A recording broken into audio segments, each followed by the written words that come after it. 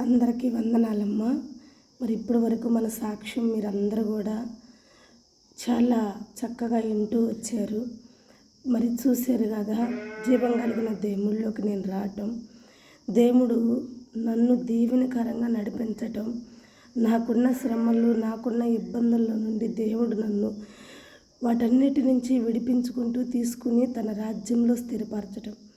ఇకపోతే నేను ఫైనల్గా దేవుడు గురించి తెలుసుకోవటం, ఆయన నిజదేవుడని నమ్మటం, నన్ను పిలుస్తున్న దేవుడు, నాతో మాట్లాడుతున్న దేవుడు నేను తెలుసుకుని నేను గుర్తిరిగి మరి ఆయన ఏ సంకల్పంతో నన్ను పిలుస్తున్నాడో, ఎందుకొరకు నన్ను పిలుస్తున్నాడో అది నేను తెలుసుకుని ఒక తీర్మానం తీసుకోవటం. ఇది నన్ను పిలువబడిన పని. ఈ పని నాకు అప్పచెబుతున్నాడు దేవుడు. ఈ పని కొరకు దేవుడు నన్ను ఏర్పాటు చేసుకున్నాడు. నా దేవుడు నాకు అప్పచెప్పిన పనిలో నేను నమ్మకమైన ఒక పాత్రగా ఇంకా జీవించాలని నాలో ఒక తీర్మానం కలగటం, ఆ తీర్మానం నేను దేవుడి వద్ద తీసుకోవటం. నా పిల్లల విషయంలోకి వచ్చేసరికి నాకు తెలిసింది, దేవుడు తన ప్రజల్ని ఎంతగా ప్రేమిస్తున్నాడో, తన ప్రజలను కాపాడుటకు దేవుడు ఎంత ప్రయాసపడుతున్నాడో, నశించే తన బిడ్డలను కాపాడుకున్నట్టుకు అనేక దైవజనులను వెతికి రక్షిస్తున్న దేవుడు ఎంతో గొప్పోడని తెలుసుకున్నాను. అది కూడా నా బిడ్డలను బట్టే నేను తెలుసుకోగలిగాను. అప్పుడే దేవుడు యొక్క ఉద్దేశాలు నేను గుర్తిరిగి దేవుడి సన్నిధిలో దేవుడితో కలిసి ఆయన చెప్పిన పని చేయటానికి నేను ఇష్టపడి ఒక తీర్మానం తీసుకున్నాను. మరి ఈ తీర్మానం అయితే నేను తీసుకున్నాను. తర్వాత నాకు అర్థం కాని విషయం ఏంటంటే, నేను ఎక్కడ సేవ చేయాలి, నన్ను సేవ చేయటానికి ఎవరు ఒప్పుకుంటారు? దేవుడి సన్నిధిలో అయితే నేను ఒప్పుకున్నాను. సేవ చేస్తాను తండ్రి, నువ్వు పిలుస్తున్న పిలుపుకి నేను లోపడతాను తండ్రి అని దేవుడి వద్ద అయితే నేను ఒప్పుకున్నాను. కానీ ఆ ఒప్పుదలలో నేను ఎక్కడ చేయాలి, నాకు సంఘం ఎక్కడ ఉంటుంది, అసలు నేను ఎక్కడ పరిచర్య మొదలు పెట్టాలి, అసలు ఏం చేయాలో అర్థం కాని పరిస్థితి. క్షేమంగా నా బిడ్డలు నా ఇల్లు చేర్చారు. మరలా నా బిడ్డలు ముగ్గురు కూడా స్కూల్కి వెళ్ళటం మొదలుపెట్టారు. చక్కగా నా వ్యాపారం నేను అమ్ముకుంటూ ఉన్నాను. నా పరిచర్య ఏందా అని ఆలోచిస్తూనే ఉన్నాను. మరి ఎప్పుడు దేవుడు నాతో మాట్లాడే స్థలంలోకే నేను పోయి ఆ స్థలం వద్ద కూర్చుని దేవుడి వద్ద నేను మధ్యాహ్నంటప్పుడు 2 గంటల ఆ ప్రాంతంలో దేవుడి వద్ద నేను ప్రార్థన చేశాను. అయ్యా, నన్ను పిలిచావు, నేను కూడా తీర్మానం తీసుకున్నాను, నీ సేవ చేస్తానని నేను కూడా ఒప్పుదల చేసుకున్నాను. కానీ నా సేవ ఏంటో నాకు అర్థం కావట్లా. ఇది ఎవరిని పోయి నేను అడగాలి, నేను సేవ చేస్తాను అని అంటే ఎవరు నన్ను చేయించరు, ఎవరు ఒప్పుకోరు దీనికి. మరి నన్ను పిలిచిన దేవుడివి, నా ఎడల నీ చిత్తం ఏమైందో అది నీవే నడిపింపు దయచేయమని నేను దేవుడిని అడిగాను. దేవుడిని అడిగినప్పుడు దేవుడు తన అద్భుత కృపని, తన అద్భుత పనిని ఎలా చేశాడో ఈరోజు మనం చూద్దాం. ఇక ఇలా నేను మధ్యాహ్నంటప్పుడు ప్రార్థన చేసుకుని నేను మా షాప్ వద్దకు వెళ్ళాను. సాయంత్రం 4 గంటల నుండి 7 గంటల వరకు కూడా షాప్ దగ్గర మేము బేరం అమ్ముకుంటాము. అలా నేను వెళ్ళాను. మధ్యాహ్నంటప్పుడు 2 గంటల ప్రాంతంలో నేను దేవుడి ఆలయంలోకి వెళ్ళి, ఆలయం ఏం లేదు మీకు చెప్పాను ముందుగానే, నేను అక్కడ బేస్ మఠం వరకే వేసి పెట్టాను.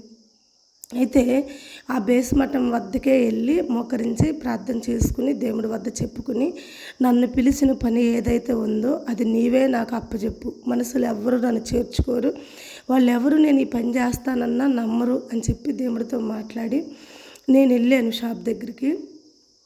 దేవుడు నాకు ఎలా పని అప్పచెబుతున్నాడో అసలు అప్పుడు వరకు కూడా నేను జనాలకి ఎవరినో కూడా తెలియదు. ఒక కూరగాయలు అమ్మే సుభాషిణిగా మాత్రమే నేను తెలుసు. అయితే ఇప్పుడు ఒక సేవకురాలుగా దేవుడు నన్ను ఎలా లేవనెత్తబోతున్నాడు, నాకు సంఘాన్ని ఎలా ఇవ్వబోతున్నాడు, మరుగై ఉన్న నా పేరుని దేవుడు బయటికి ఎలా తీసుకురాబోతున్నాడు, ఆయన గొప్ప అద్భుతాలు ఏ రీతిగా చేశాడు అవి వర్ణించలేను. కాబట్టి నాకు గుర్తున్న వరకు, నాకు దేవుడిచ్చిన జ్ఞానాన్ని బట్టి నాకు గుర్తున్న వరకు మీతో నేను పంచుకుంటాను. ఆ మధ్యాహ్నకాల సమయాన్ని నేను ప్రార్థన చేసుకుని నేను షాపు వద్దకు వెళ్ళి సాయంత్రం 7 గంటల వరకు కూడా నేను చక్కగా బేరం అమ్ముకున్నాను. అయితే నేను షాప్ పెట్టిన స్థలం వద్ద ఒక వింత, ఏంటి ఆ వింత అంటే, మా ఒక కులానికి సంబంధించిన వ్యక్తి ఆ వ్యక్తికి ఏమైందంటే గుండె ఏదో ప్రాబ్లం అయ్యి గుండె ఆపరేషన్ చేశారు ఆ వ్యక్తికి. గుండె ఆపరేషన్ చేసినాక ఆ గుండెకి ఏమైందంటే ఆపరేషన్ చేశారు. ఆ గుండెకి ఏమైంది, ఆ వ్యక్తికి ఆపరేషన్ చేసినాక ఒక్కరోజుకి పిడుసులు వచ్చినాయంట. పిడుసులు వచ్చేలకి ఆ ఆపరేషన్ చేసిన ఒక గుండె ఏమైందంటే ఇట్లా చీలింది, 2 భాగాలుగా చీలిందంట. 2 భాగాలుగా చీలినప్పుడు మరలా అతనికి ఆపరేషన్ చేయడానికి అవకాశం లేదని డాక్టర్లు చెప్పారంట. ఇది పిడుసులు వచ్చి ఇట్లా అయిందమ్మా, మరలా ఆపరేషన్ చేయడానికైతే కుదరదు, ఎందుకంటే పచ్చి గాయాలు కదా, ఆ గాయాలు మానితేనే మరలా ఆపరేషన్ చేయడానికి తనకు అవకాశం ఉంటుంది, కాబట్టి అప్పటి వరకు మేమేం చేయలేము అని అతన్ని ఒక 10 రోజులు హాస్పిటల్లో ఉంచుకుని, ఆ 10 రోజుల తర్వాత ఏమైందంటే ఇతన్ని ఇంటికి తీసుకుపోండి అమ్మా, ఇప్పుడల్లా అయితే లాభం లేదు, ఇతను బతుకుతాడన్న ఇది కూడా లేదు, 2-3 లక్షలు అవుతాయి మరలా ఆపరేషన్ చేయాలంటే, అది కూడా ఈ కుట్లు కొంచెం మాని, ఈ గాయాలు కొంచెం మానితేనే మరలా ఆ ఒక గాయాల మీద మరలా మేము కుట్లు వేయటానికి అవకాశం ఉంటుంది అని చెప్పేసి తనని ఇంటికి పంపించాడు. ఇంటికి పంపించారంట. నాకు తెలీదు, వాళ్ళ భార్య రోజు నా కాడికి వస్తుంది, కూరగాయలు కొనుక్కుంటుంది, కానీ తను అక్కడున్న మన షాప్ దగ్గర ఉన్న అందరితో మాట్లాడిద్ది, కానీ నేను ఎప్పుడు చెప్పేది అసలు వినను, పట్టించుకోను, ఎందుకంటే ఆ టైంలో మాకు కూరగాయలు బాగా అమ్ముడుపోతూ ఉంటాయి, కస్టమర్స్ బాగా ఎక్కువగా ఉంటారు ఆ టైంలో. మాకు ఆ టైంలో బాగా బిజీగా ఉంటుంది పని. ఒక పక్క నేను పిల్లల్ని రెడీ చేసుకుని బడికి పంపించాలి ఉదయాన, మరొక పక్క వచ్చేసి నేను షాప్లో అప్పుడే అదే టైం ఉదయాన్నే మంచి బేరం కూడా, కాబట్టి పిల్లలు స్కూల్కి బాబోయిన దాకా నాకు హెల్ప్గానే ఉంటారు షాప్లో, ఇవ్వండిను. ఇలాంటి పరిస్థితుల్లో ఆమె వస్తుంది, ఆమె పని ఆమె చూసుకుని వెళ్ళిద్ది, కానీ ఎప్పుడు ఆమె మాతో చెప్పింది కాదు, నేను ఎప్పుడు ఆమె గురించి వినలేదు. అయితే మరలా ఒక విధంగా చెప్పాలంటే వాళ్ళు మాకు కొంచెం దగ్గర వాళ్ళేనమాట. అలా అయితే ఇలా ఒక 10 రోజులు 20 రోజులు అతన్ని ఇంటికాడ పెట్టుకున్నాక ఫైనల్గా ఏమవుతుందంటే అతను బతకడు, చనిపోతాడు అనే మాట వచ్చేసింది. ఎందుకు వచ్చేసింది ఆ మాట అంటే, తనకి ఈ గుండె ఆపరేషన్ చేసినాక పిడుసుల వల్ల తన గుండె ఆ కుట్లు పిగిలి 2 విధాలుగా చీలటం అవుతుంది. ఆ చీలినప్పుడు అటు కొంచెం ఇటు కొంచెం మన చీము బొబ్బలాలు వచ్చినాయి అతనికి. చీము బొబ్బలాలు వచ్చి ఆ గుండె అంతా కూడా చీము నెత్తురు అంతా కూడా భయంకరంగా ఎలర్జీ కింద వచ్చి అతను చాలా ఘోరం అయిపోయాడు. ఇంకా పట్టంతా కూడా ఇంత ఎత్తున అయిపోయింది, ఉబ్బిపోయింది అతని పట్ట కూడా. ఇక అతను బతకడని ఫైనల్గా నిర్ణయించుకున్నారు. పోతే డాక్టర్ల వద్దకు తీసిపోయి ఆపరేషన్ చేపిద్దామని మళ్ళా వాళ్ళు కొంత ఆలోచన చేసి అతనికి 2 మ్యారేజ్లు అంట, 2 పెళ్ళిళ్ళు అయినాయి అంట. మరి ముందు సంబంధానికి సంబంధించిన వారు, వెనక సంబంధానికి సంబంధించిన వారు మీరే చూపిండి అనే గొడవలతో, ఆ కారణాలతో అతన్ని హాస్పిటల్కి తీసుకోలేదు. అంతేకాదు మళ్ళీ ఇంకొక ఆలోచన కూడా ఉంది, ఏంటంటే అతని పట్టంతా వాసిపోయింది, అతని గుండెంతా కూడా వాసన లేసింది, మొత్తం కూడా చాలా గలీజ్గా ఉంది. మరి ఇలాంటి వ్యక్తిని ఇంకా హాస్పిటల్కి తీసిపోయినా ఇంక వాళ్ళు ఇది చూసి ఆపరేషన్ చేయరు, ఇంకా ఈ వ్యక్తి ఆల్రెడీ చనిపోతున్నాడు, ఇంకెందుకులే అని చెప్పేసి ఆర్ఎంపీ డాక్టర్ని తీసుకొచ్చి చూపిస్తే ఆర్ఎంపీ డాక్టర్ చెప్పిన మాట అది, ఇంకా లేదులమ్మా అతను బతికే అవకాశం అయితే లేదు, అతను బతకడు, ఇక అతను రోజులు మనిషేనమ్మా, 1 రోజు 2 రోజులు ఉంటాడు, కాబట్టి ఎవరైనా చుట్టాలు బంధువులు ఇలా చూసేవాళ్ళు ఎవరైనా ఉంటే అందరిని పిలిపించుకోండి, చూపించండి అతనికి అని చెప్పేసి చెప్పారు. చెప్పినప్పుడు అందరిని పిలుచుకున్నారు, వాళ్ళ పిల్లల్ని అందరిని పిలుచుకున్నారు, అతను కొన ఊపిరితో ఉంటాడు, చనిపోతాడని అందరిని పిలుచుకున్నప్పుడు అందరూ వచ్చి చూస్తున్నారు. ఒకరోజు ఏమైందంటే ఆ రోజు ఏమైందంటే సాయంత్రం 7 గంటల వరకు నేను షాప్ తీసి ఉన్నాను. 7 గంటలు అయినాక ఇంక షాప్ బంద్ చేద్దాము అనుకుంటున్నకి నా కాడికి ఒకళ్ళు వచ్చారు కూరగాయలు సరుకులు అన్నీ తీసుకుందామా, ఒక 500 రూపాయలకి కవర్లో సరుకులు తీసుకుని ఆ కవర్ ఏం చేసిందంటే, సుభాష్నమ్మ ఈ కవర్ ఎడబెట్టవా, నేను ఇప్పుడే వస్తాను, అదిగో పలానా బాబాయ్ చనిపోతున్నాడంట, వాళ్ళ చుట్టాలు బంధువులు అందరూ వచ్చి తులసి నీళ్ళు తనకి నోట్లో వేస్తున్నారంట, నేను కూడా పోయి కొన్ని తులసి నీళ్ళు ఆయన నోట్లో వేసి వస్తాను, మరలా రేపు పొద్దునకి ఉంటాడో చనిపోతాడో తెలీదు సుభాష్ని అంది. అన్నాక సరే అబ్బా తొందరగా పోయి చూసిరా, ఎందుకంటే నేను షాప్ బంద్ చేసే టైం కదా, నువ్వు చాలా తొందరగా రా అబ్బా, ఈ షాపు మరి కవర్ బయట పెట్టడానికేమో సరుకులు చాలా తీసుకుని ఉన్నావు, గబక్కన ఏమైనా కుక్కలు బొక్కలు పట్టుకుని వెళ్ళినా ఇబ్బంది పడతావు, సరే త్వరగా పోయి నీ పని నువ్వు చూసుకునిరా అని చెప్పా. ఆమె పోయింది, 5 నిమిషాలు పోయింది, ఆమె చెప్పిన టైం 10 నిమిషాలు పోయింది. మరి అరగంట టైం దాకా అయింది. అరగంట అంటే అప్పటికి 7:30 అయిపోయింది, 8 అవుతుంది. కానీ ఆమె ఆడి నుంచి రాలేదు. ఇంక నాకు చాలా కోపం వచ్చేసి నేను షాప్ బంద్ చేసి షాప్ నిండా తాళాలు వేసేసి ఇక ఆమె కవర్ తీసుకుని ఇంకా ఆడికి వెళ్ళా. నేను ఆమె కవర్ ఇచ్చేసి ఇంటికి వెళ్ళిపోదామని నేను అక్కడికి వెళ్ళేళ్ళకి ఏమైందంటే వాళ్ళ భార్య అందరూ కూడా ఏడుస్తూ బాధపడతా ఉన్నారు. బాధపడతా ఉంటే నేను కూడా పోయి చూశాను, దగ్గరికి పోయి చూశాను. నేనైతే తులసి నీళ్ళు అలాంటివి ఏం పోయలేదు, అందరూ పోసారు. పోసినాక నేను అబ్బా ఏంది గుల్లలు, అబ్బా ఏంది నెత్తురు, అసలు ఏంది గడ్డలు అని చెప్పేసి చాలా బాధపడ్డాను. చాలా బాధపడ్డాక నాకేమనిపిస్తుందంటే మరి అనేకులు ప్రార్థన చేస్తుంటారు కదా, ప్రార్థన చేస్తే బాగలేని వాళ్ళందరికీ తగ్గుతుంది కదా, మరి ప్రార్థన చేద్దాము, ఇతనికి తగ్గే అవకాశం ఉంటుందేమోనని చెప్పేసి నేనేం చేశానంటే అక్కడే వాళ్ళందరూ కొబ్బరి నీళ్ళు ఆయన నోట్లో వేస్తుంటే నేనేం చేశాను, కొంచెం కొబ్బరి నూనె తీసుకుని ఆ ఒక్క గుల్లలు ఉన్నాయి కదా, ఆ గుల్లల మీద కొంచెం వేసి నేను ప్రార్థన చేశాను. ప్రభా ఇతన్ని బతికించవచ్చు కదా, ఇతనికి ఆయుష్ ఇవ్వచ్చు కదా, ఈ దెబ్బలు తగిలిని చూడండి ప్రభా ఎలా ఉన్నాయి అని చెప్పేసి అంతవరకే వచ్చు, నాకు అంతకన్నా ఎక్కువ రాదు. అంతవరకు నేను ప్రార్థన చేసేసి నేను వెళ్ళిపోయాను. వెళ్ళిపోయినాక ఇంకా నైట్ చనిపోతాడని అందరూ అనుకున్నదే కదా, నేను వెళ్ళిపోయినాక అమ్మ ఒక స్థలం వద్ద నేను ఎప్పుడు ప్రార్థన చేసుకునే స్థలము బేస్మఠం వేసిన స్థలం వద్దకు వెళ్ళి మరి ఇంకా మా ఇంటికాడే పనుకుంటున్నాం, మా అమ్మోళ్ళ ఇంటికి వెళ్ళట్లేదు, మేము బయట పనుకుంటున్నాం మా ఇంటికాడే. అయితే నేనేం చేశానంటే ఆ స్థలం వద్దకు వెళ్ళి ప్రభా అతను బతుకుతాడా, అతను చనిపోతాడా, మరి అతన్ని బతికియచ్చు కదా ప్రభా అని చెప్పేసి నేను దేవుడి వద్ద ప్రార్థన చేశాను. ఆ స్థలంలో ప్రార్థన చేస్తే నా కల్లో ఒక దర్శనం వస్తుంది. ఏంటి ఆ దర్శనం అంటే నువ్వు పోయి ప్రార్థన చేసి అతన్ని బతికించవచ్చు కదా, డాక్టర్లకు అసాధ్యమైంది, నీ ప్రార్థన శక్తితో అతనికి ఆయుష్ ఇవ్వచ్చు కదా అని నాలో ఒక ప్రేరేపణ, నాతో ఎవరో మాట్లాడుతున్నట్టు ఇట్లా అనిపిస్తూ ఉంది. మాట్లాడుతున్న వ్యక్తి ఎవరో తెలియదు, ఇది ప్రేరేపణ అన్నది కూడా నాకు సరిగా అర్థం కాని విషయము.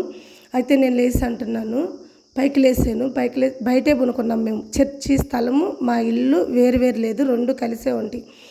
బయట పనుకున్న నేను మరలా లేచి వెళ్ళి ప్రభువా నేను ఎలా బతికించగలుగుతాను, ప్రభువా నువ్వు నన్ను సేవకు పిలిచావు కానీ నువ్వు చెప్పు, నేను ఏ దైవజనుల వద్ద కన్నా వెళ్ళి నేను సేవ చేస్తానంటే ఆ దైవజనులు ఇష్టపడతారా, నన్ను సేవకురాలుగా అంగీకరిస్తారా, కనీసం విశ్వాసులు ఇష్టపడతారా?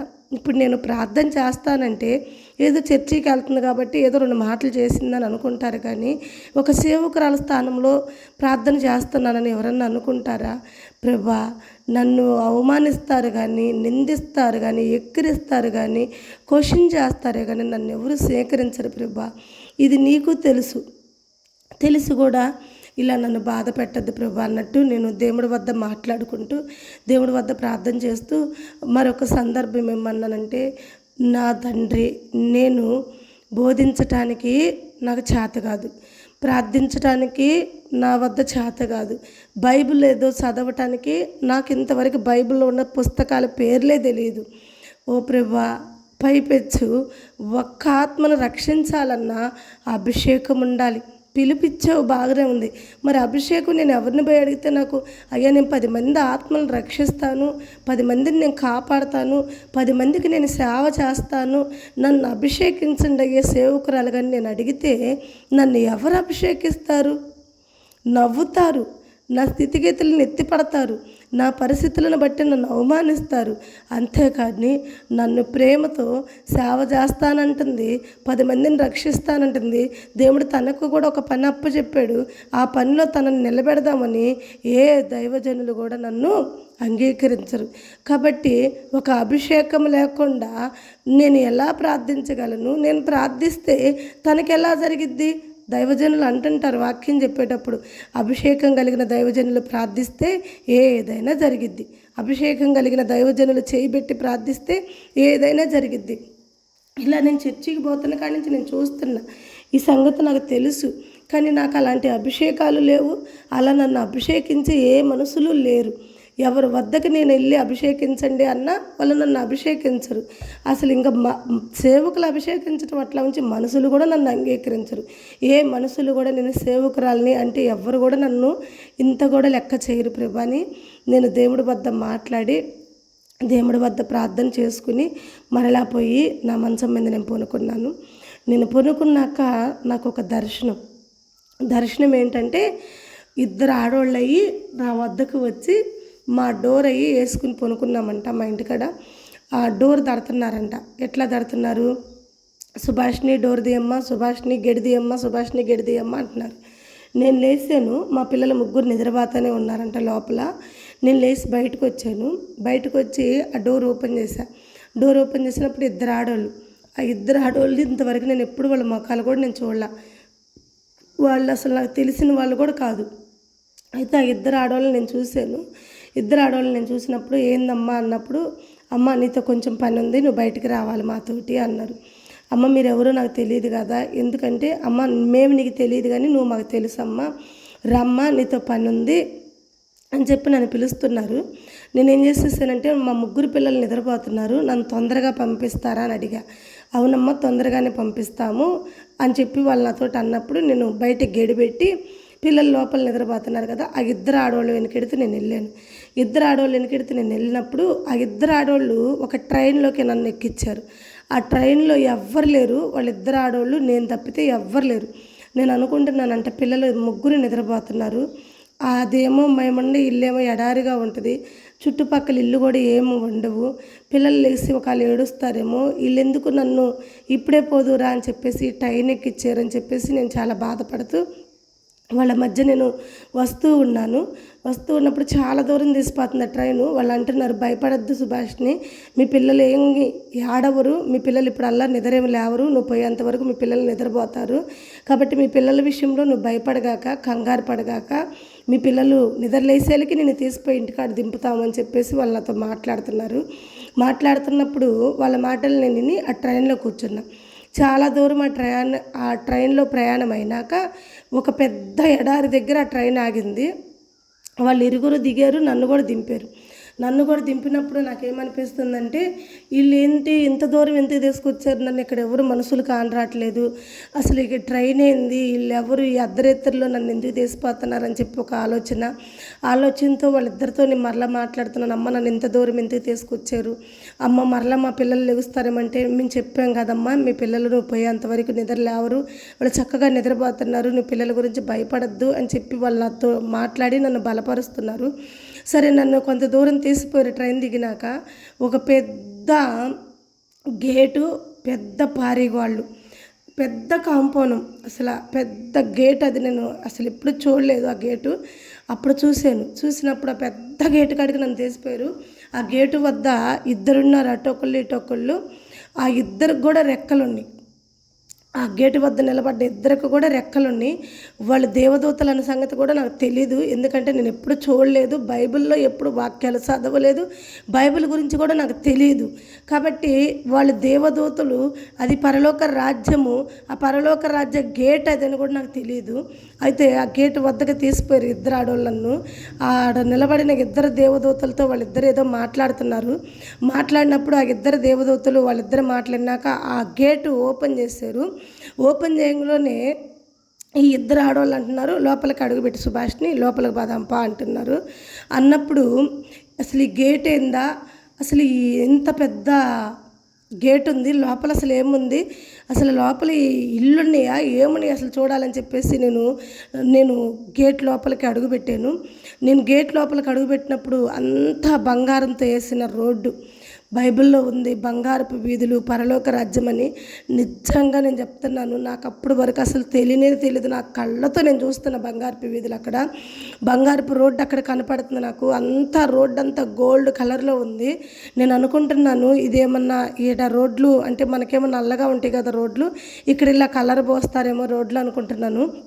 ఆ రోడ్ల మీద ఎలా ఉన్నాయంటే పెద్ద పెద్ద గెదులు, ఆ రోడ్లన్నీ గెదులు, ఆ పక్కనంతా గెదులుగా ఉన్నాయి. పరలోక రాజ్యంలో మన కొరకు సిద్ధపరిచే నివాసాలు ఉంటాయి అన్న సంగతి నాకు అప్పుడు తెలియదు. కానీ అదంతా నేను దర్శనంలో అసలు దేవుణ్ణి గుర్తెరక్కముందే దేవుడి వద్ద ఒక తీర్మానం తీసుకున్నాను అంతే. దేవుణ్ణి ఉండాలి, దేవుడితో సహవాసం చేయాలి, దేవుడితో కలిసి బతకాలని ఒక తీర్మానం తీసుకున్నాక దేవుడు నన్ను పరలోక రాజ్యం తీసిపోయి నాకు ఎందుకు చూపిస్తున్నాడో చూడండి. ఆ వీధులు చూస్తున్నాను, ఆ గదులు చూస్తున్నాను. అంతేకాదు ఆ వీధుల్లో ఏమవుతుందంటే పెద్ద పెద్ద చక్రాలు, పెద్ద పెద్ద అరిసెలు, పెద్ద పెద్ద పాలబూరులు అంతా కూడా ఆ వీధంతా నింపబడి ఉన్నాయి. రోడ్ల మీద ఎక్కడ చూసినా కువ్వలే ఉన్నాయి అవన్నీ. ఇక నాకేమనిపిస్తుందంటే ఆ చక్రాలు, ఆ అరిసెలు, ఆ గారెలు చూసేళ్ళకి నాకేమనిపిస్తుందంటే ఇవన్నీ తీసిపోయి మా పిల్లలకి పెట్టుకోవాలి. మా పిల్లలకే కాదు, మా ఒక్క ఇళ్ళ దగ్గర అందరు పేదోళ్ళు చాలామంది ఉన్నారు, వాళ్ళందరికీ పెట్టాలి. వాళ్ళందరికీ పెట్టడమే కాదు, నా షాప్లో కూడా అమ్ముకోవాలి. ఒక్కోటి 5 రూపాయలు అమ్ముకున్న చాలా డబ్బులు వస్తాయి. వీళ్ళిద్దరు నన్ను తీసుకొచ్చేటప్పుడు చక్కగా ఒక టిఫినియో, ఒక క్యానో, లేకపోతే ఒక గోతమో సంచో తీసుకొచ్చుకోమంటే తెచ్చుకునేదాన్నే కదా, శుభ్రంగా ఎన్ని తీసిపోయేదాన్నే కదా అని చెప్పేసి అప్పుడు వరకు వాళ్ళిద్దరి గురించి నేను మర్చిపోయాను. ఎందుకంటే ఆ వీధులు కొత్తగా ఉన్నాయి. నేను ఎప్పుడు చూడని రోడ్లు, నేను ఎప్పుడు చూడని గదులు, అసలు ఆ లోపలంతా ఒక అద్భుతమైన స్థలంలో నన్ను తీసుకొచ్చిన ఈ ఇద్దరు స్త్రీలు నేను మర్చిపోయాను. అసలు వాళ్ళ వైపు నేను చూడలేదు. ఒక్కసారిగా ఈ అరిసెలు, బూరెలు, చక్రాలు ఎత్తుకునేటప్పుడు ఆ ఒక టిఫిన్ అన్నా, ఒక గోతమన్నా తెచ్చుకోమని, ఒక సంచన్న తెచ్చుకోమని నాకు చెప్పొచ్చు కదని వాళ్ళని అడుగుదామని నేను ఇటు తిరిగి చూసేసరికి వాళ్ళు ఎవ్వరూ లేరు నా కాడ. ఇక నాకు భయం వేసింది. నేను ఆడవటం మొదలుపెట్టాను. ఆ చక్రాలు, ఆ అరిసెలు, ఆ బూరెలన్నీ ఆడ పడేసాను. వీళ్ళిద్దరు నన్ను తీసుకొచ్చారు. నన్ను ఏం చేశారో అర్థం కావట్లేదు. అసలు ఈ దారి ఎక్కడ, ఈ ప్రదేశం ఎక్కడో వాళ్ళు మరలా నన్ను తీసిపోయి ఇంటికాడ దింపుతామన్నారు. కానీ వీళ్ళిద్దరు కనపట్టలేదు. వీళ్ళిద్దరు ఇప్పుడు ఏ ఇంట్లో ఉన్నారో నాకు తెలియదు. ఇక్కడ చాలా ఇళ్ళున్నాయి, ఏ ఇంట్లోకి పోయారో వాళ్ళిద్దరు నాకు తెలియదు. నా పిల్లలు అక్కడ లెగుస్తారేమో. ఇప్పుడు వరకు వీళ్ళిద్దరు నా పక్కన ఉంటే నాకు చెప్తా ఉన్నారు, మీ పిల్లలు ఇంకా నిద్రపోతున్నారు, లేదు భయపడగాకమ్మని చెబుతున్నారు. ఇప్పుడు వీళ్ళిద్దరు కూడా లేరు. మరి నా పిల్లలు లేరు, నన్ను అసలు ఎందుకు కిడ్నాప్ చేశారు, వీళ్ళు ఇంత దూరం ఎందుకు తీసుకొచ్చారు, ట్రైన్ ఎక్కిచ్చారు, అసలు ఈ ఊరేదో నాకు తెలియదు, ఈ ప్రాంతం ఏదో నాకు తెలియదు, ఇక్కడ ఎవ్వరు నాకు కానరాట్లేదు, ఈ అరిసెలు, ఈ గారెలు, ఈ రోడ్లు తప్పితే నాకు ఏం కానరాట్లేదు అని చెప్పేసి ఇంకా ఆ ఇద్దరు స్త్రీల్ని వెతకటానికి నేను ఆ గదుల వద్దకు వెళ్ళాను. ఏ గదిలో వాళ్ళు దొరుకుతారని చెప్పేసి ఆ గదులన్నీ కూడా ఒక్కొక్క గది నేను దేలాడుతూ ఉన్నాను వాళ్ళ కోసం. ఆ ఒక్కొక్క గదిలో ఏం కనపడుతుందంటే నాకు ప్రతి గదిలో కూడా దేవుణ్ణి శృతిస్తూ, ఆరాధిస్తూ, ప్రార్థిస్తూ అనేకరు ఒక్కొక్క గదిలో ఒక్కొక్క జనాభాగా ఉన్నారు. నేను అనుకుంటున్నాను ఇదేదో ప్రార్థన స్థలం అట్టుంది, ప్రార్థన చేస్తున్నారు వీళ్ళందరూ కూడా, ఇక్కడ అంతా ప్రేయర్ చేసుకునే వాళ్ళే ఉన్నారని చెప్పేసి చూస్తున్నా. ఏ గదిలో చూసినా వాళ్ళకి కానరాలేదు. నాకు ఇంకా బాగా ఏడుపు ఎక్కువైపోయింది. నాకేమో అడ్రస్ తెలీదు. ఒక పని చేద్దామా, ఇక్కడ ప్రేయర్ చేసుకుంటున్న వాళ్ళ వద్ద కూర్చుని వారి ప్రేయర్ అయిపోయినాక వాళ్ళనే బతిలాడుకుందాము. అయ్యా నేను పలానా దిక్కటి నుంచి వచ్చాను, నన్ను తీసిపోయి ఇంటికాడ దింపండి అయ్యా, నా పిల్లలు లెగుస్తారని చెప్పేసి వాళ్ళనే బతిలాడుకుందామని చెప్పేసి నేను ఒక గది వద్ద కూర్చున్నాను.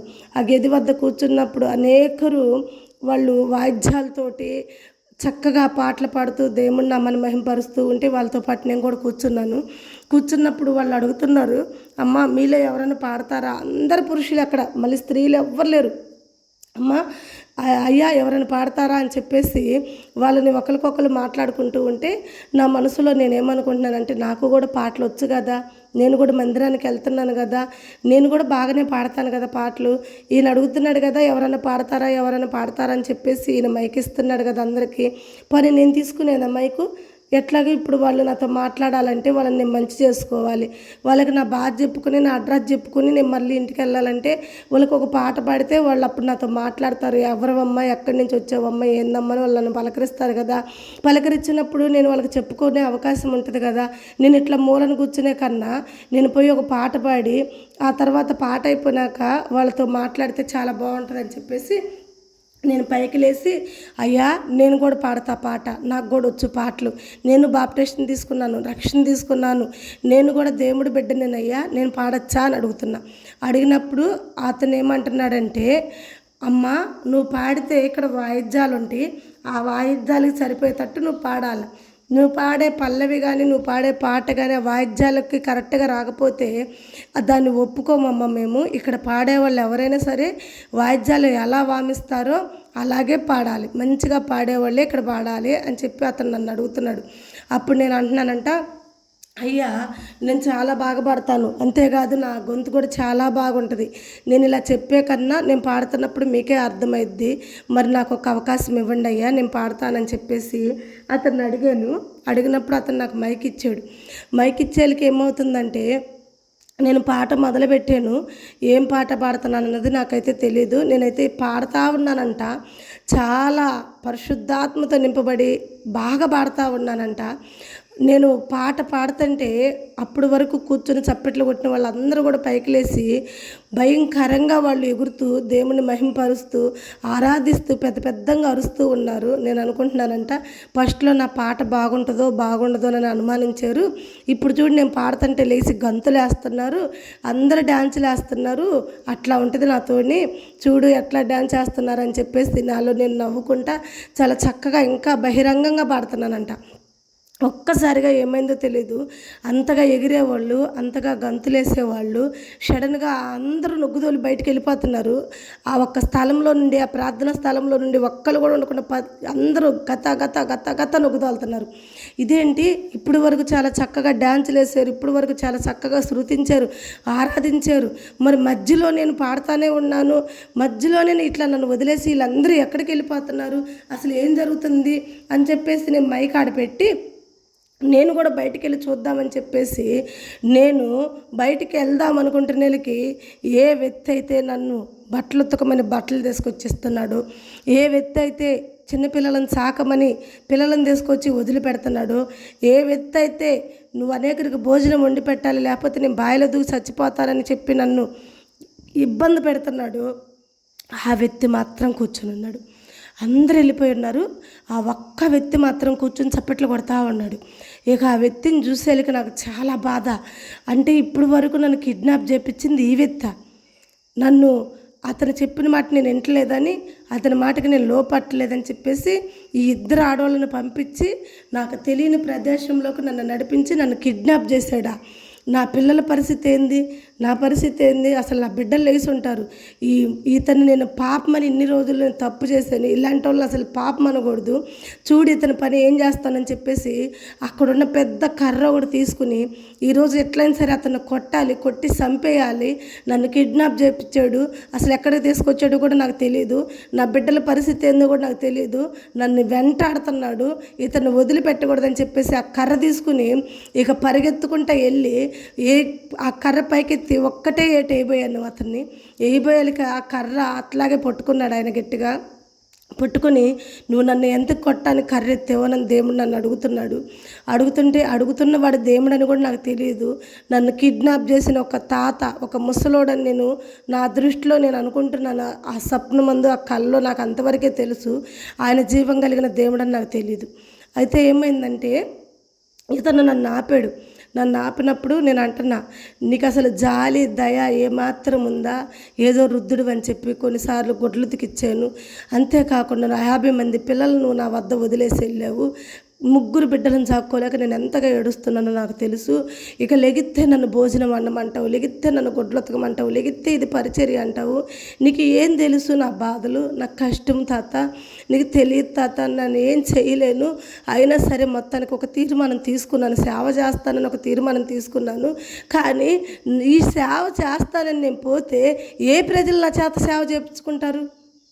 అసలు నాకు మందిరం ఎక్కడుంది, అసలు ప్రార్థన స్థలం ఎక్కడుంది, నాకు అసలు నా వద్ద ప్రార్థన చేయించుకునే బిడ్డలు ఎవరు వస్తారు, ఎవరికి నేను ప్రార్థన చేయాలి?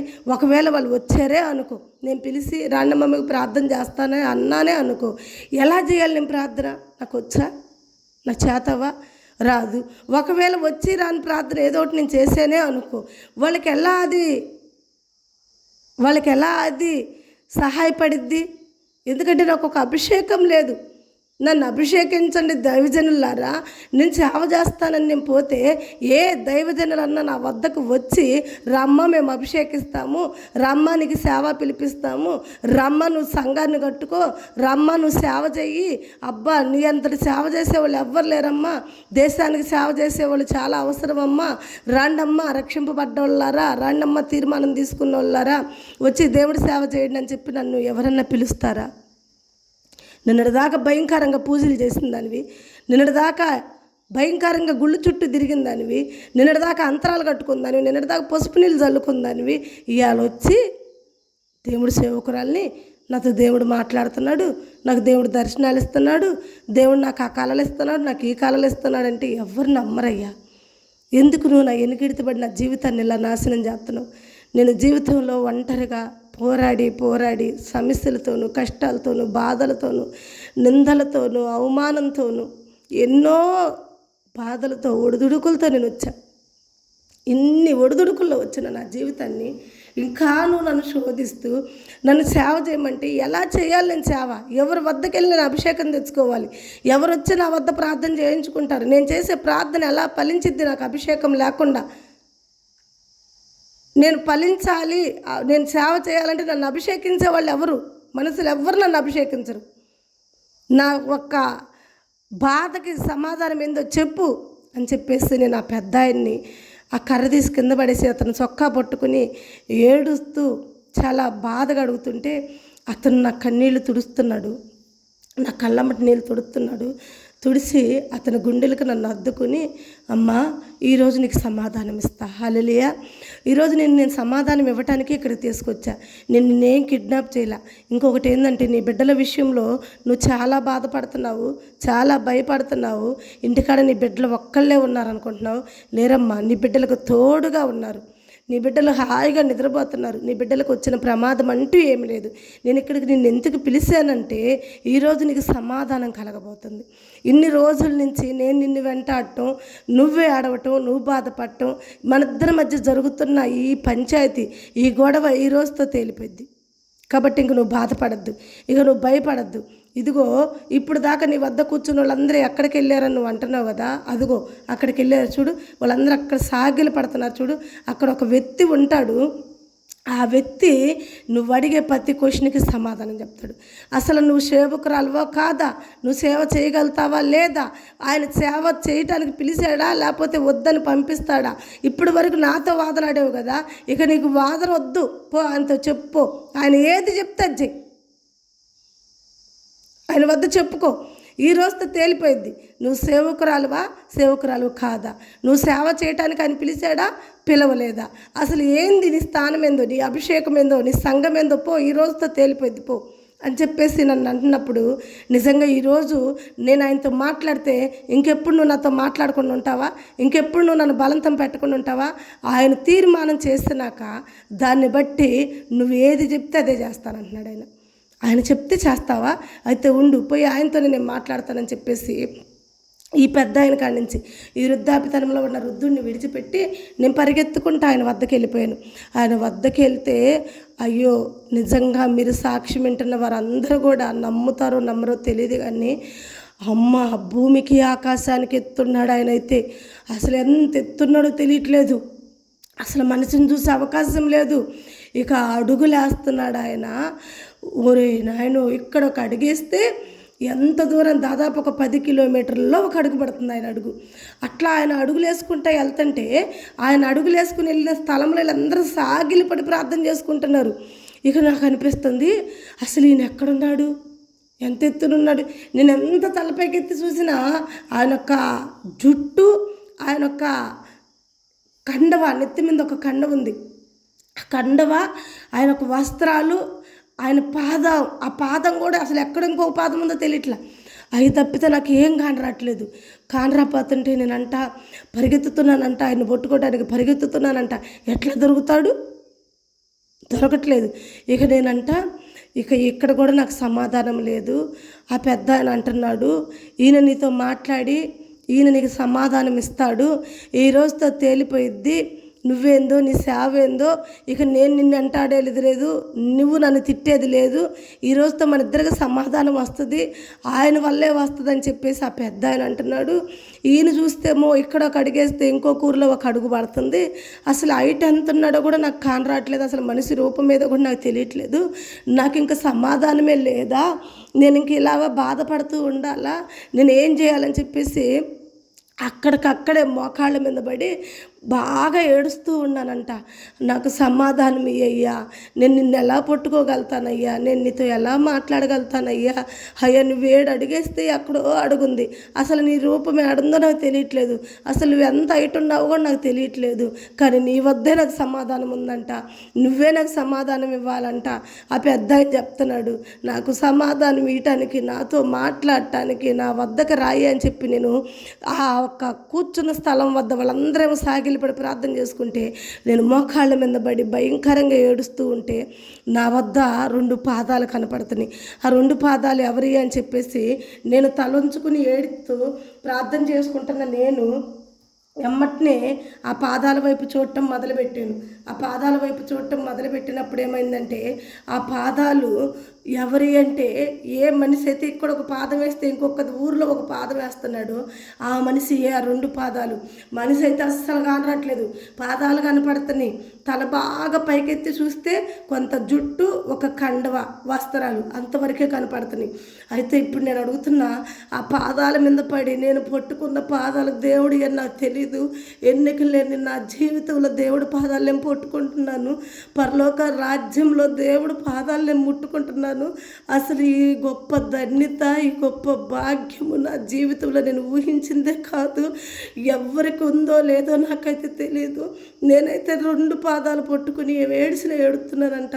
అయ్యా నేను సేవ ఎలా చేయగలుగుతాను, నేను తీర్మానం తీసుకున్నాను, సేవ చేస్తాను అని ఒప్పుకున్నాను, కానీ నన్ను ఎవ్వరు కూడా అంగీకరించరు కదయ్యా, ఏ ప్రజలు నేను సేవకురాలని నా వద్దకు రారు కదయ్యా, ఏ ప్రజలకు నేను ప్రార్థన చేసినా వాళ్ళకి ఏమీ స్వస్థతలు జరగవు కదయ్యా, నన్ను అభిషేకించే దైవజనులు ఎవ్వరు రారు కదయ్యా, నేను సేవ చేస్తానంటే నన్ను అందరూ అవమానిస్తారు, బాధ పెడతారు, అందుకన్నా ముఖ్యంగా నాకు బైబిల్ తెలియదు, అసలు నాకు ఏమి తెలియని దాన్ని నేను సేవ చేస్తానంటే వాళ్ళందరూ నన్ను అవమానించటమే కదా ప్రభా, వాళ్ళు ముందుకు పోయి నా మాట చెప్పాలన్నా నాకు చాలా బాధగా ఉంటుంది కదా ప్రభా. అయ్యా నాకు సమాధానం ఇయ్యయ్యా, నేను సేవ చేయాలంటే నన్ను అభిషేకించే సేవకులు ఎవరు, నాకు అభిషేకం కొరకు నేను ఏ దైవజనుల వద్దకు వెళ్ళి నన్ను అభిషేకించండి అయ్యా, నేను పరిచయం చేస్తానని నన్ను అంటారయ్యా. అభిషేకం లేకుండా నేను నీ పులిపేటం ఎక్కలేను కదయ్యా, అభిషేకం లేకుండా నేను నీ ఆరాధన చేయలేను కదయ్యా, అభిషేకం లేకుండా నేను అనేకరికి ప్రార్థన స్వస్థతలు జరపలేను కదయ్యా. నాకు అభిషేకం ఇచ్చే వాళ్ళు ఎవరయ్యా చెప్పు, ఎవరిస్తారో చెప్పయ్యా, వాళ్ళు ఇస్తేనే కదయ్యా నాకు అభిషేకం, నేను సేవకు ముద్ర పడేది, నాకు సంఘం ఎవరిస్తారు, అభిషేకం ఎవరిస్తారని నేను ఆ వ్యక్తి కాళ్ళు పట్టుకుని కన్నీళ్లతో ఏడుస్తూ ఉన్నాను. మగ్గలేను మరియ తన పాపాలను ఒప్పుకొని ప్రభు కాళ్ళను ముద్దులు పెట్టుకుని తన కన్నీటితో తన పాదాలను తుడిసిందన్న వాక్యం నాకు తెలీదు, కానీ నా జీవితంలో నేను పరలోక రాజ్యంలో దేవుడు పాదాలు పట్టుకుని ఏడుస్తూ ఉన్నాను, నా కన్నీళ్లతో ప్రభు పాదాలని ముద్దులు ఆడుతూనే ఉన్నాను. అయితే ఒక్క మాట అయినా మాట్లాడట్లేదు ఆ వ్యక్తి. ఇట్లా అంది చెయ్యి, ఒక్క చెయ్యి, అసలు ఆ చెయ్యి అంత ఉందో చెప్పలేను, ఆ చెయ్యి ఇట్లా అంది అంటే పైకి లేమ్మ కూర్చున్న నువ్వు అన్న దానికి సైగా ఆ చెయ్యి మనిషి కానరాడు, ఆ చెయ్యి ఇట్లా అనగానే మోకాళ్ళ మీద ఉన్న నేను ఒక్కసారిగా పైకి లేసినప్పుడు ఆయన ఆ చెయ్యిని ఇట్లా ఎత్తాడు.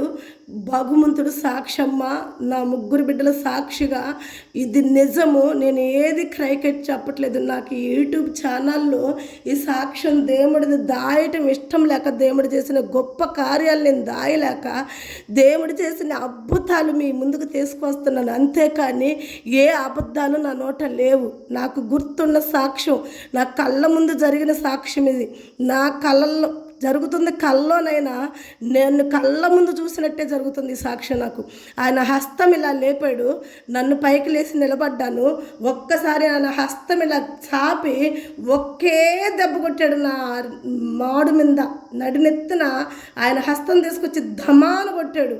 ధమాను కొడితే నాలో ఒక శక్తి, నాలో ఒక బలము. అసలు ఎట్లా ఆ శక్తి వచ్చిందో నాకు తెలీదు. ఎంత బలం వచ్చిందంటే అసలు ఆయన ఇక్కడ అడిగేస్తే ఇంకొక ఊర్లో అడుగు పడుతుంది ఆయన పాదాలని నేను చెప్పాను కదా.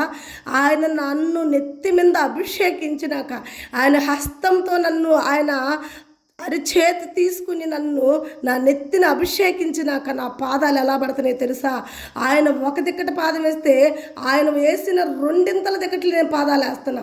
ఆ పరలోక రాజ్యం అంతా కూడా నేను రౌండ్లు వేస్తున్నాను. మొత్తం ఆ గెదలన్నీ చూస్తున్నాను. అసలు నా చొమ్మ చిల్లకుండా అల్లవకుండా అసలు నా బాడీలో ఎలా ఉందంటే, ఇప్పుడు కరెంట్ షాక్ కొడితే కరెంట్ షాకు ఒక వైర్ పెడితే మెరుపులు ఎలా వస్తాయో, ఆ కరెంట్ షాక్ మెరుపులు ఎలా మనకు కనపడతాయో, ఉరుములు మెరుపులు ఎలా వస్తాయో, నా ఒంటి మీద పవర్ అలా వచ్చింది.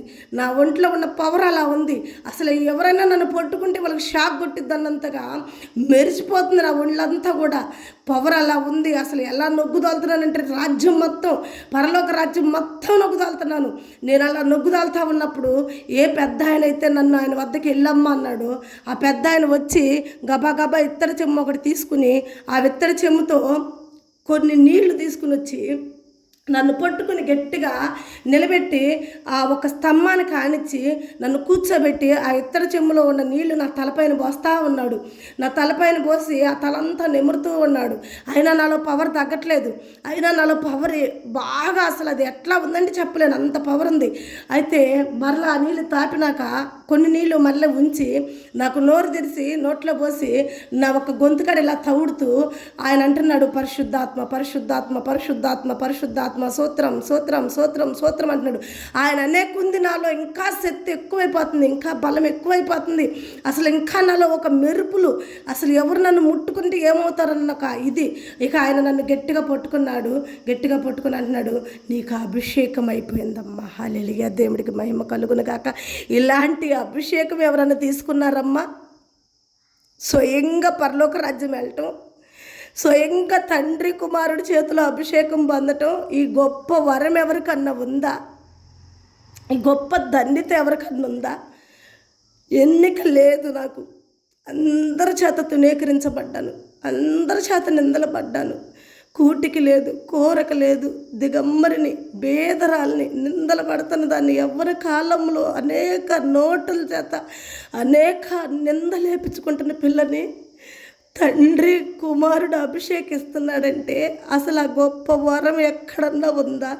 తండ్రి పరలోక రాజ్యం తీసుకుపోయి ఆయన హస్తాలతో నన్ను అభిషేకించి అసలు ఆ దయగలిగిన హస్తం ఎంత శక్తి నాకు ఇచ్చారంటే, ప్రవచన వరం, స్వస్థత వరం, అనేక రోగులను స్వస్థపరిచే వరం. ఈరోజు నేను ఇన్ని కార్యాలు, ఇన్ని అద్భుతాలు చేస్తున్నానంటే నా కృప కాదు. అందరు అంటారు, పాశ్రం ఎలా బోధిస్తుంది, చదువు లేదు, ఆమెకి జ్ఞానం లేదు, ఆమె చెయ్యి పెట్టి ప్రార్థన చేస్తే అద్భుతాలు జరుగుతున్నాయి, ఆమె నోరెత్తి ప్రవచిస్తే అద్భుతాలు జరుగుతున్నాయి అంటారు. నాలో ఏమి లేదు. నన్ను పరలోక రాజ్యం తీసిపోయి అభిషేకించిన వాడు అంత గొప్పవాడు. మనసులో అంత అభిషేకం దొరకదని నేను ఎంత బాధపడ్డానో, మనసులు ఎవరు నన్ను సేవకురాలుగా అంగీకరించరని నేను ఎంతో కన్నీరు కార్చాను. ఎవరు నా వద్ద ప్రార్థన చేయించుకోరని నేను చాలా బాధపడుతుంటే, పరలోక రాజ్యం తీసిపోయి మనసుల అభిషేకం కాదురా అని చెప్పి పరలోక రాజ్యం నన్ను తీసుకుపోయి తన దేవదూతలు నా వద్దకు పంపించి, దేవదూతల ద్వారా నన్ను పరలోక రాజ్యం తీసిపోయి నాకు అభిషేకం ఇచ్చి, నాకు నీళ్ళిచ్చి, నన్ను శక్తితో నింపుతున్న దేవుడు ఎంత గొప్పవాడో చూడండి. నింపి ఇప్పుడు ఆ తాతయ్య నాతో మాట్లాడుతున్నాడు, అమ్మా మనసుల అభిషేకం కాదమ్మ నీకు వచ్చింది, కుమారుడు అభిషేకించాడమ్మ నిన్ను, సర్వలోకాన్ని ఏలే రాజు నిన్ను అభిషేకించాడమ్మా. ఈ అభిషేకం ఎవరు పొందుకోలేరమ్మా. ఇంత గొప్ప అభిషేకం పొందుకున్న నువ్వు ధన్యురాలు అమ్మ. ఆ పెద్ద ఆయన నన్ను దగ్గరికి లాక్కుని నన్ను ముద్దులు పెట్టుకుంటున్నాడు. నీకెంత గొప్ప ధన్యత వచ్చాడమ్మా దేవుడు, నిన్ను దేవుడు అంతగా ప్రేమించాడమ్మా. ఇంత ప్రేమ పొందుకున్నావు, దేవుడు వద్ద అభిషేకం తీసుకున్నావు, నీకు మేము కూడా సాకిలి పడే స్థానంలో నిన్ను దేవుడు హెచ్చించాడమ్మా అని తండ్రి అంటే, కుమారుడు అభిషేకం ఇచ్చాడని తండ్రి అంటే, ఒక దేవుడు నాకు సాగిలి పడేది ఏంది అని నాకు తెలియని సంతోషం, తెలియని బలం ఇలా నన్ను బలపరిచాడు. నీకు అభిషేకం వచ్చిందమ్మా, నీకు సంఘం ఉందమ్మా, నువ్వు భయపడొద్దమ్మా, నీ అభిషేకం దేవుడు నిన్ను ఎలా వాడుకుంటాడు. నీకు ఇచ్చిన ఈ అభిషేకంలోనే నీకు సంఘం వచ్చిందమ్మా. సంఘమే కాదు, ఇప్పుడు వరకు నిందించబడిన నీ జీవితంలో, ఇప్పుడు వరకు కన్నీళ్లు గార్చిన నీ జీవితంలో గొప్ప ఘనతలతో, నీ దీవెనతో నీ దేవుడు నీ రాజ్యాన్ని కట్టబోతున్నాడమ్మా. నువ్వు భయపడద్దు, ఇంక మనుషుల వైపు చూడొద్దమ్మా.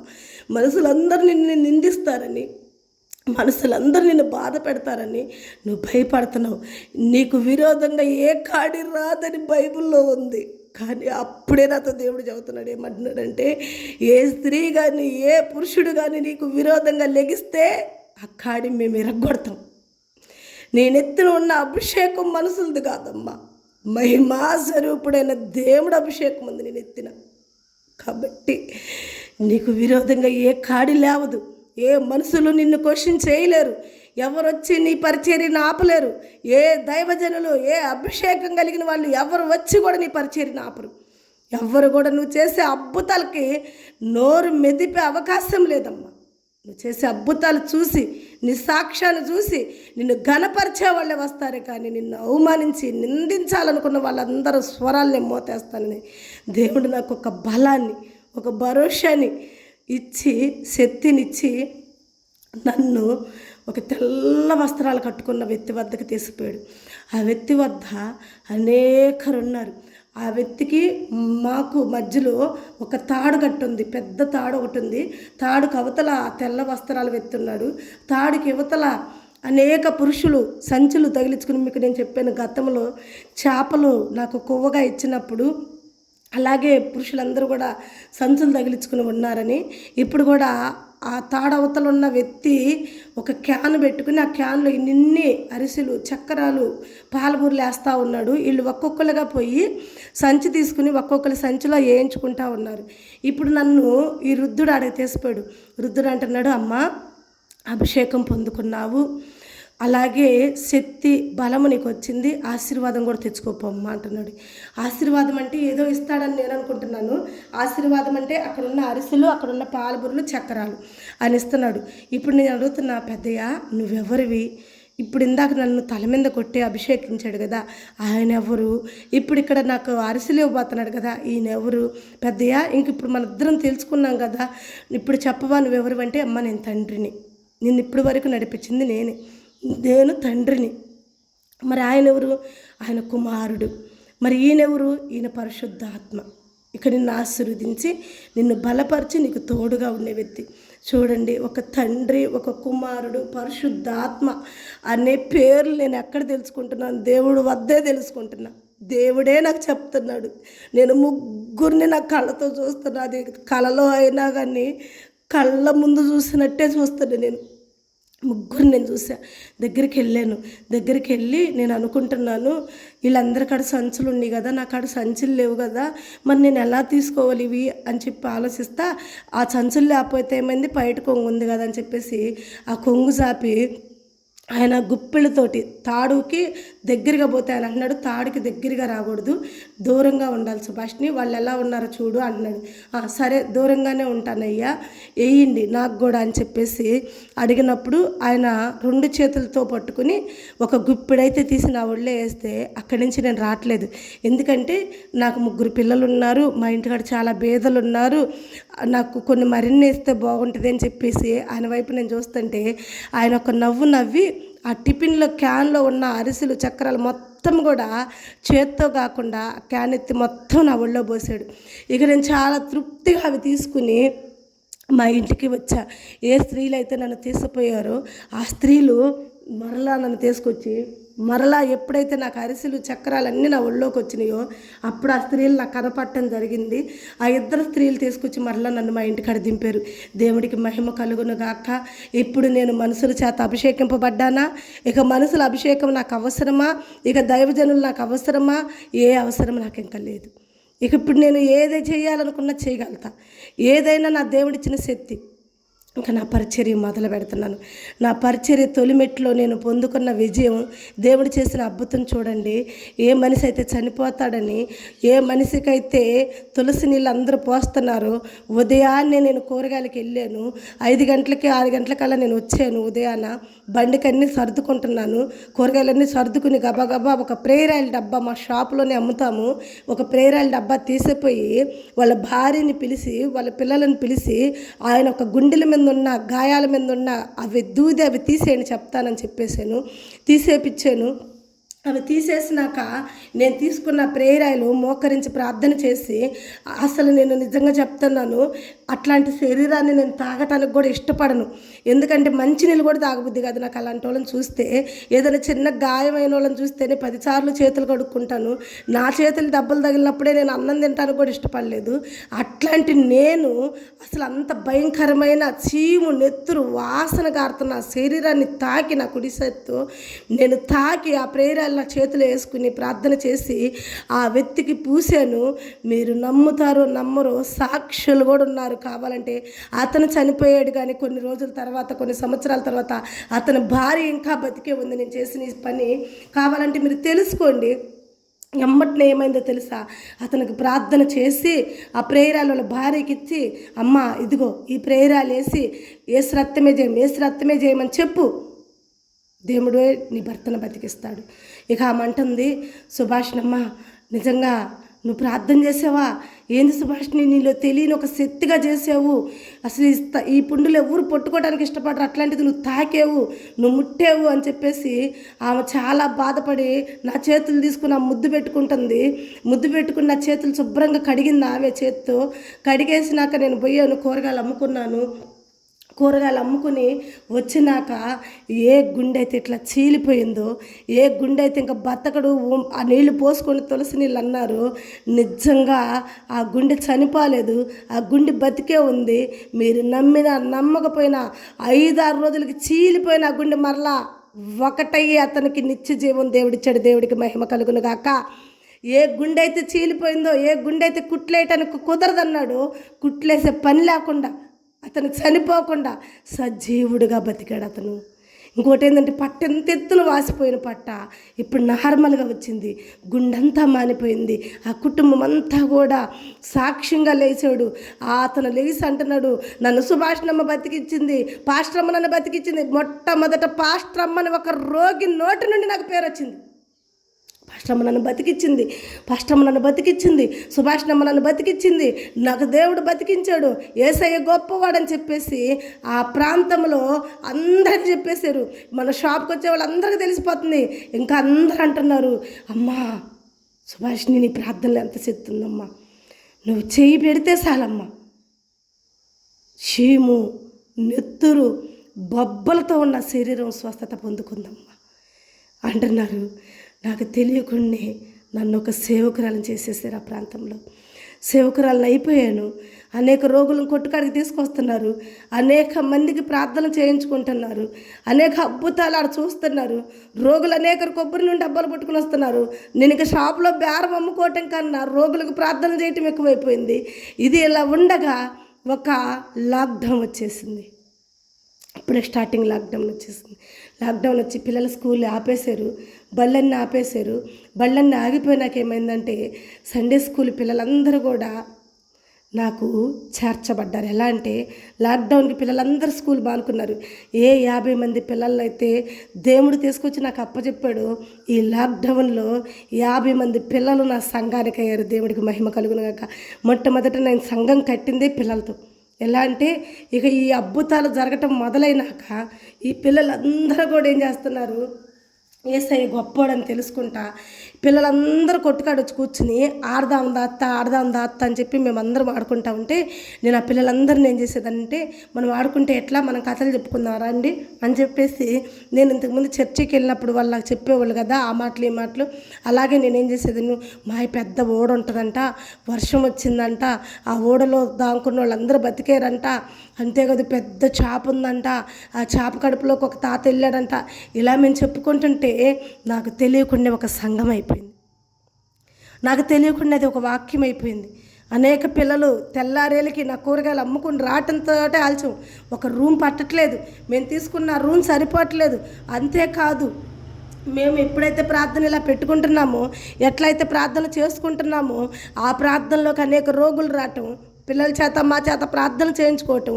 అంతేకాకుండా ప్రార్థన అయిపోయినాక చుట్టుపక్కల ఉన్న ఇళ్ళ వాళ్ళందరూ కూడా పలహారాలు తీసుకురావటం మొదలుపెట్టారు. అంతేకాదు, పలహారాలు వండుకుని కూడా వస్తున్నారు. పులిహారం వండుకుని రాను, లడ్లు చేసుకుని రాను. ఇలా సంఘం ఎలా అయిందంటే ఇప్పుడు 60 మంది సంఘం అయ్యారు. అక్కడ 50-60 మంది సంఘం అయ్యారు. ఇక బేరం ఏం లేదు, బేరం పడిపోయింది, బేరం ఆగిపోయింది. వచ్చేవాళ్ళకి పోయేవాళ్ళకి ప్రార్థన చేయించుకునే వాళ్ళకి రోగులకి, ఇంకా నా ఇల్లు ఎలా ఉందంటే హాస్పిటల్ మాదిరిగానే ఉంది.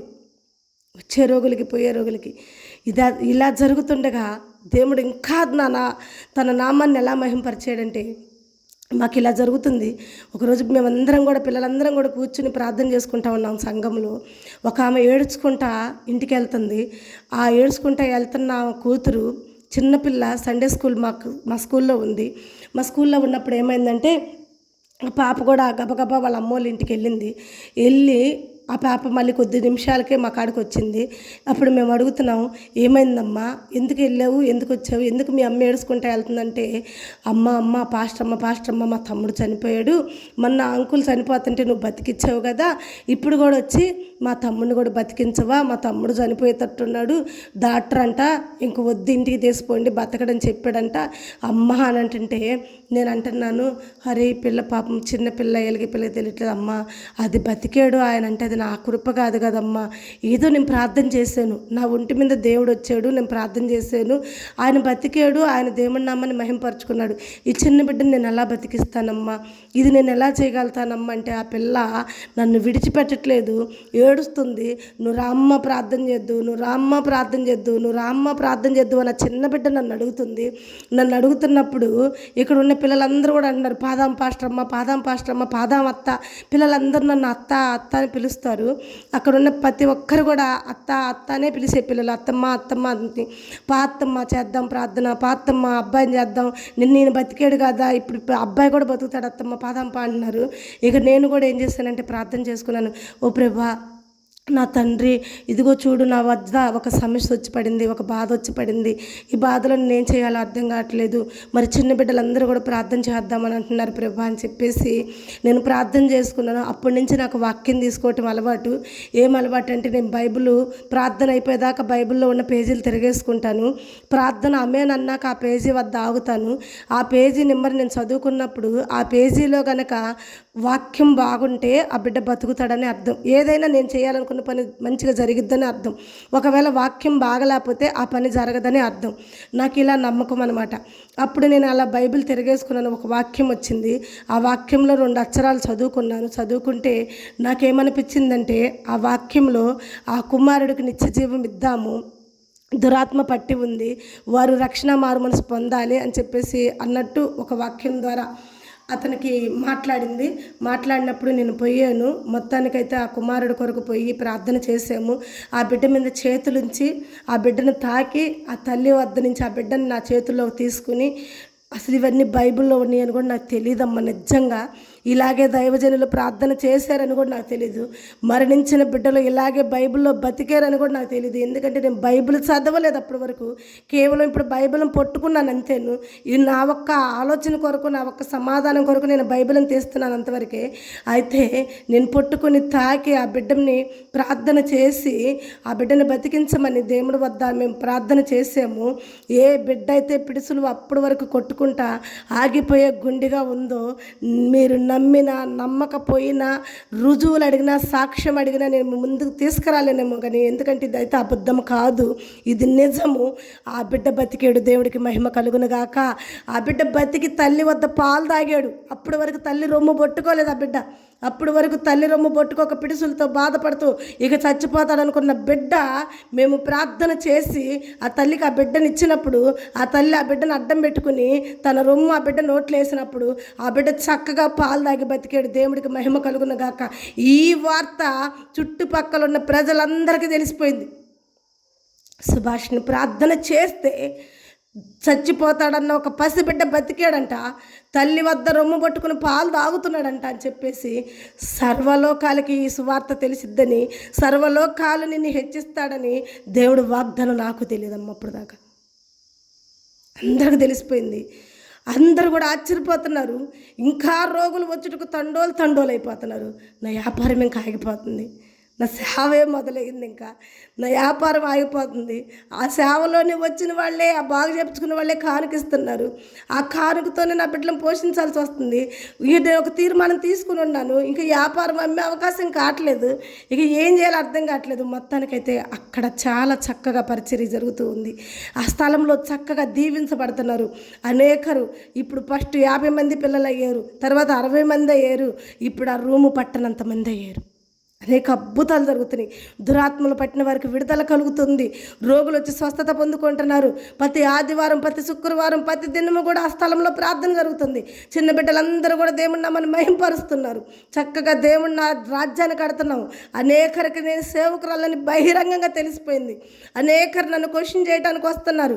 అనేకరు నన్ను క్వశ్చన్ చేసి మాట్లాడాలనుకుంటున్నారు. కానీ ఆడ జరుగుతున్న అద్భుతాల బట్టి, ఆడ జరుగుతున్న ఆశ్చర్యాలను బట్టి, ఆడ జరుగుతున్న దేవుడు చూసి క్రియలను బట్టి వాళ్ళు నన్ను ఏం మాట్లాడలేకపోతున్నారు. ఇది దేవుడి వల్లే జరుగుతుంది. మీకు తెలుసా, దేవుణ్ణి కూడా అనేక సార్లు పరిచయులు, శాస్త్రులు నిందించాలని వచ్చి ఆయన చేస్తున్న అద్భుతాలను బట్టి ఆయన్ని ఏం చేయలేక ఎట్లా వెళ్ళారో, అనేక దైవజనులు కూడా నన్ను ఏం చేయలేక వచ్చి ఈ పరిచర్య ఏంది, ఈ విస్తరింపు ఏంది, ఈ ప్రజలు ఏంది అని చెప్పేసి వచ్చి చూసిన వారందరూ కూడా అక్కడ జరుగుతున్న అద్భుతాలను బట్టి వెళ్ళిపోతున్నారు. బైబిల్ చదవటం నా దేవుడు నేర్పించాడు. కూర్చోబెట్టి నాకు బైబిల్లో ఉన్న పుస్తకాలన్నీ నేర్పించాడు. నాకు అసలు బైబిల్ తెలియని నేను బైబిల్ పట్టుకుని వాక్యం చెప్తుంటే ప్రజలందరూ కూడా ఆశ్చర్యపోతున్నారు. ఎందుకంటే ఇది దేవుడికే అసాధ్యం, కానీ సుభాషినికి సాధ్యం. ఈ పని చేస్తుంది దేవుడే, సుభాషిని కాదు. అనేక అద్భుతాలు, అనేక వాక్యాలు, అనేక దైవజనులు నోరు మూపించిని. అంతేకాదు ఆ సంవత్సరంలోనే సుభాషిణమ్మ బహుగా సేవకురాలుగా దీవించబడింది. అనేకరికి వాక్య పరిచర్య, అనేక ఇళ్లలో ప్రార్థనలు, అనేక కుటుంబం ప్రార్థనలు, అన్యుల మధ్య ఎంతో విస్తారమైన ప్రార్థన దేవుడికి మహిమగా జరుగుతుంది. అంతేకాదు దైవజనులు అందరూ వచ్చి కూడా నన్ను బలపరచడం మొదలుపెట్టారు. చాలా చక్కగా చేస్తున్నావమ్మ, చాలా గొప్ప పరిచయం. ఏ దైవజనులు అయితే నన్ను నిందిస్తారని నేను భయపడ్డాను, ఏ దైవజనులైతే నన్ను అవమానిస్తారని భయపడ్డానో అదే దైవజనులు నన్ను అభిషేకించారు, సేవలోకి నడిపించారు, బలపరిచారు. ఇంకా అంతేకాకుండా వాళ్ళకు ఆ స్థానిక ఆ పిల్లర్షిప్లోకి కూడా, దైవజనుల పిల్లర్షిప్లోకి కూడా నన్ను చేర్చుకున్నారు. దేవుడు అంతగా నన్ను హెచ్చించాడు. జనాలందరికీ కూడా, సకల జనులందరికీ కూడా తెలిసిపోయింది. అంతేకాదు ఒకరోజు బహిరంగంగా మేము చక్కగా దేవుడు కూటాలు పెట్టుకుంటూ శని క్రిస్మస్ జరుపుతున్నప్పుడు, ఆ శని క్రిస్మస్లో నాకు స్థలం ఇచ్చిన ఆ నాయకుడిని, అధికారుడిని కూడా నేను పిలిచాను. ఒకప్పుడు నాకు స్థలం ఇచ్చాడు. ఆ స్థలం ఇవ్వబట్టే నేను దేవుడిని తెలుసుకోగలిగాను. ఆ స్థలంలోనే దేవుడు నన్ను అభిషేకించాడు. ఆ స్థలంలోకి దేవుడు నన్ను తీసుకొచ్చాడన్న ఒక కృతజ్ఞతతో ఆ అధికారిని కూడా నేను ఆహ్వానించాను. శని క్రిస్మస్ జరుపుకుంటున్నాం మేము. రమ్మని పిలిచినప్పుడు ఆ అధికారుడు వచ్చాడు. అధికారుడు వచ్చి ఆ స్థలంలో జరిగిన ఒక వింత ఏంటంటే, ఆ ప్రజలని, ఆ జనాన్ని చూసిన అధికారుడు సాక్ష్యం ఇవ్వటం మొదలుపెట్టాడు. ఏమని సాక్ష్యం ఇస్తున్నాడంటే, ఒకప్పుడు నేను దేవుడు సేవకులకని తీసిన స్థలంలో సుభాష్నికి రూమ్ కట్టిస్తే, రూమ్ కట్టుకుంటే అమ్మాయి కట్టుకోవడానికి నేను స్థలం ఇచ్చినప్పుడు నేను చాలా బాధపడ్డాను. ఒక భయంకరమైన విగ్రహారాధన అమ్మాయిని తీసుకొచ్చి ఈ స్థలంలో పెట్టాను. పరిశుద్ధ స్థలంలోకి ఒక విగ్రహారాధన అమ్మాయిని తీసుకొచ్చి పెట్టాను. ఓరి దేవుడా, భగవంతుడా, ఏంది నాయనా నీ సంకల్పం అనుకుని నేను బాధపడ్డాను.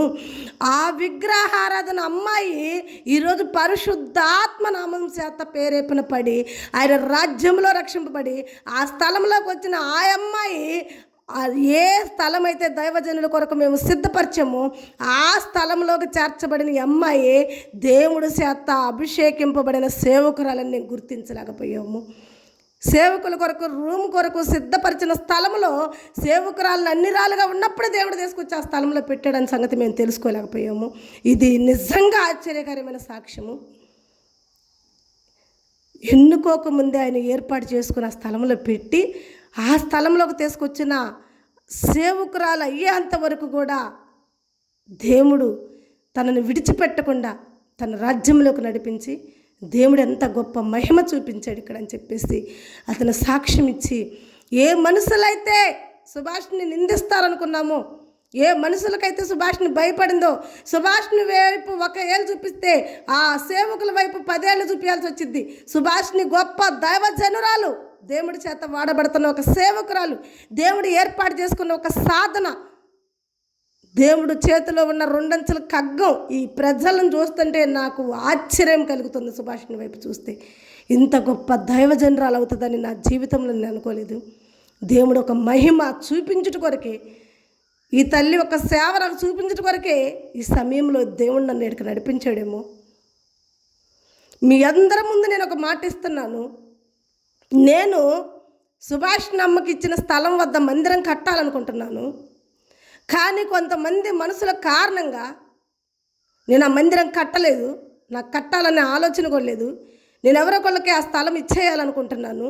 కానీ మీ అందరి ముందు నేను చెప్తున్నాను, బహిరంగంగా నేను చెప్తున్నాను, ఇంత గొప్ప దైవజనరాలైన ఈ సుభాష్ని అమ్మకి నేను చెప్తున్నాను, ఆ స్థలము సుభాష్ని సేవ చేసుకోవచ్చు.